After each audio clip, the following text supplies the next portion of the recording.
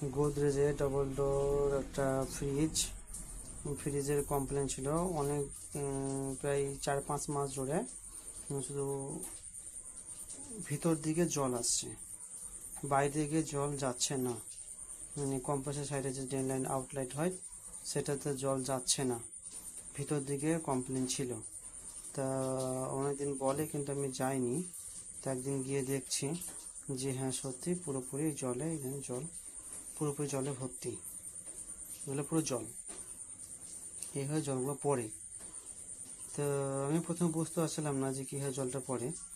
তা আমি এমনিতে খুলে দেখলাম ওই কুলিং কয়েলটা, যেখানে এয়ারপোর্টার থাকে, এয়ারপোর্টারটা খুলে দেখছি, খুলছি, দেখাই।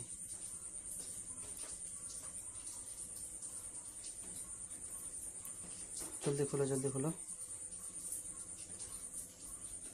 খোলা হয়ে গেল, বের করো, টানো। ওকে, এরপর দেখেন যে বরফতে নেই, তাহলে তো জল পড়ার সম্ভাবনা। ওয়ারেন্টি খোলো,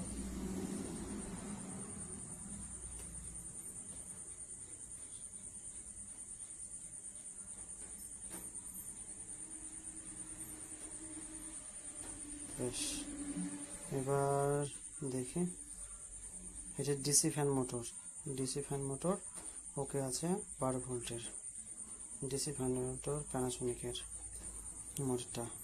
আর এটা হচ্ছে, এই তো এখানে জল বরফ জমে আছে, তার জন্য পেছন দিকে জলটা যে যাচ্ছে না, সামনের দিকে গড়িয়ে গড়িয়ে পড়ছে।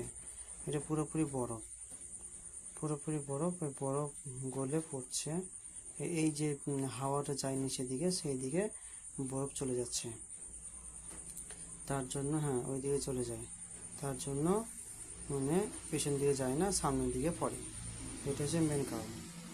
এবার এটা বরফটা গলিয়ে দিলে পরে বাস কমপ্লিট। ওই যে হিটার, হাত দিলাম, ওইটা হিটার, ওই হিটারটা হালকা গরম আছে, তার জন্য এমনি কম্প্রেসার বন্ধ হয়ে আছে।